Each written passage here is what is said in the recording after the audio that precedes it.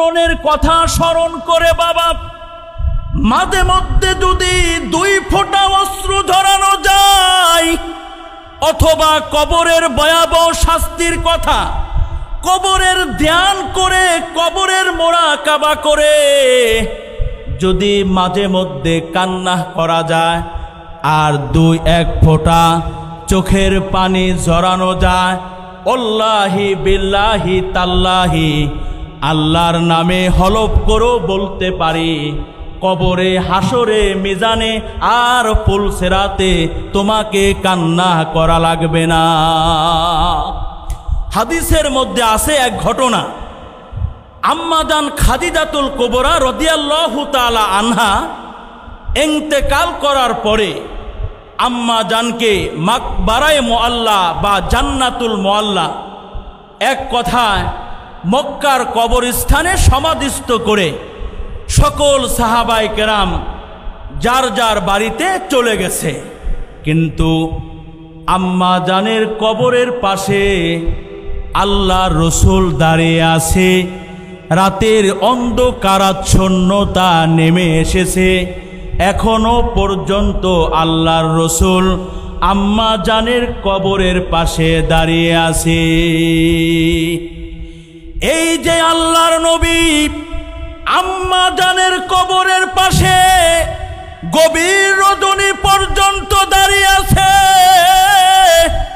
এই দৃশ্য আল্লাহ দেখে জিবরাইলকে ডেকে ডেকে বলতেছে, এ জিবরাইল ইযহাব ইলা মুহাম্মদ ফাসালহু মা ইবকিকা। হে জিবরাইল, আপনি মুহাম্মাদে আরবির কাছে যান আর আমার হাবিবে কিবরিয়াকে বলেন, কেন আমার হাবিবে কিবরিয়া খাদিজাতুল কুবরার কবরের পাশে গভীর রজনী পর্যন্ত দাঁড়িয়ে আছে। জিবরাইল চলে আসলেন।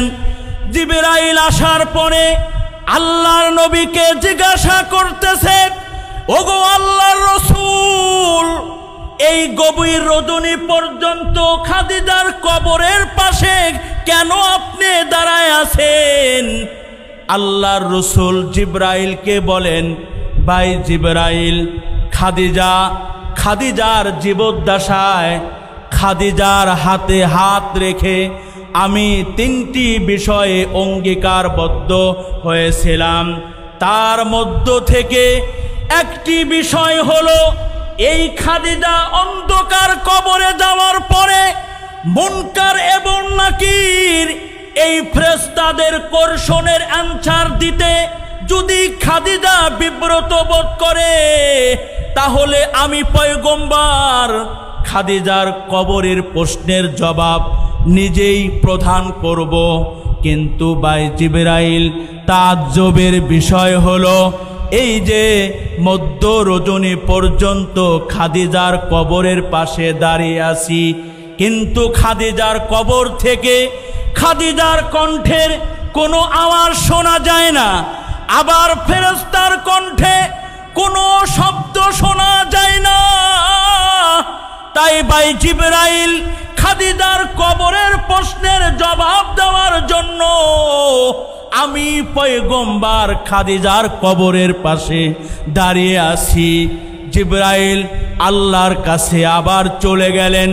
আল্লাহ সব কিছু সম্পর্কে সবচেয়ে বেশি অকেফ থাকার পরও আল্লাহকে বললেন, আল্লাহ জিবরাইলকে বললেন, জিবরাইল আবার আমার পয়গম্বরের কাছে যান আর আমার পয়গম্বরকে বলেন, খাদিজার কবরের প্রশ্নের জবাব আমার পয়গম্বরকে দেওয়া লাগবে না, খাদিজার কবরের প্রশ্নের জবাব আমি আল্লাহ নিজেই দিয়েছি।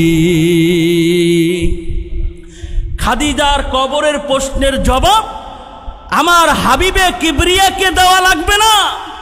আমার হাবিবে কিবরিয়াকে বলেন যে খাদিজার কবরের প্রশ্নের জবাব আমি আল্লাহ তাআলা আমার কুদরতি জবান ব্যবহার করে দিয়ে দিয়েছি। আমার হাবিবকে আরো বলেন, আমার হাবিব যেন কিয়ামত পর্যন্ত আনেওয়ালা তার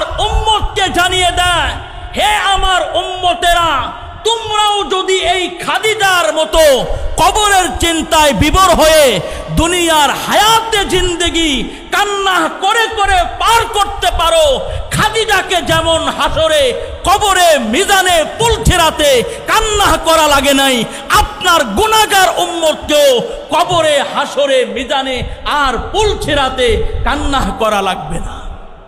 মুহতারাম হাজিরিন, রাসূলুল্লাহ সাল্লাল্লাহু আলাইহি ওয়াসাল্লাম গুফিরা লাহু মা তাকাদ্দামা মিন যামবিহি ওয়া মা তাআখার, যে নবীর আগে পরের সকল ভুল ত্রুটি আল্লাহ তাআলা ক্ষমা করে দিয়েছেন, মার্জনা করে দিয়েছেন। আর সেই নবী তার গোটা হায়াতে জিন্দেগি পার করলেন কাঁদতে কাঁদতে, কান্না করতে করতে। নবী তার গোটা জিন্দেগি পার করলেন কান্না করতে করতে। আর ওই নবীর উম্মতের মধ্যে এখন কম্পিটিশন চলে, কে কার থেকে বেশি বিনোদন করতে পারে, কে কার থেকে কত বেশি হাসাহাসি করতে পারে, কোন বক্তা কত বেশি হাসির খোরাক দিতে পারে। যেই বক্তা যত বেশি হাসির খোরাক দিতে পারে, আমাদের দেশের আওয়াম ও নাস আম জনতা ওই বক্তাকেই বেশি ইনভাইট করে থাকে। কথা বলেন ঠিক না বেঠিক? অথচ হাসির জন্য এই পৃথিবীতে রব কিন্তু তোমাকে আর আমাকে পাঠায় নাই। তোমাকে আর আমাকে আল্লাহ তাআলা এই পৃথিবীতে পাঠিয়েছেন আখিরাতের ফিকির করে, কান্না করার জন্য, কান্নাওয়ালা চক্ষু লাভ করে কান্নার এহতেমাম করার জন্য এই পৃথিবীতে আমাদেরকে পাঠিয়েছেন। একজন ইমানদার কেমন কান্না করে তার হায়াতে জিন্দেগি পার করবে, রসুল কান্না করে সেটা উম্মতকে শিক্ষা দিয়ে গেছেন। রাসূলুল্লাহ সাল্লাল্লাহু আলাইহি ওয়াসাল্লাম নামাজের বাহিরে যেমন রসুল কান্না করতেন, আবার নামাজের ভিতরেও আল্লাহ রসুল কান্না করতেন। কখনো কখনো আল্লাহ রসুল নামাজের ভিতরে ডেকসির শব্দের ন্যায় তোমার আর আমার নবী কান্না করতেন। নাসাই শরীফের 1214 নম্বর হাদিস।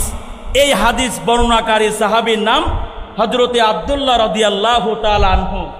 এই আব্দুল্লাহ বলেন, আতাইতুন নবিয়্য সাল্লাল্লাহু আলাইহি ওয়াসাল্লাম ওয়া হুয়া ইউসাল্লি। আব্দুল্লাহ বলেন, একদিনের ঘটনা হলো আমি আল্লাহর রসুলের বাড়িতে আসলাম, আসার পরে দেখি আল্লাহর রসুল নামাজে দাঁড়িয়ে আছে। হযরতে আব্দুল্লাহ বলেন, একদিনের ঘটনা হলো আমি আল্লাহর নবীর ঘরে আসলাম, আসার পরে দেখি আল্লাহর নবী নামাজ পড়তেছেন।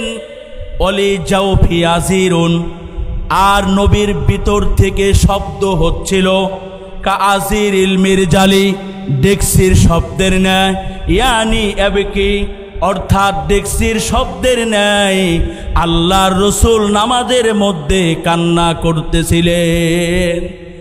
ডেক্সির শব্দের ন্যায় নামাজের মধ্যে রাসূলুল্লাহ সাল্লাল্লাহু আলাইহি ওয়াসাল্লাম কান্না করতেছে।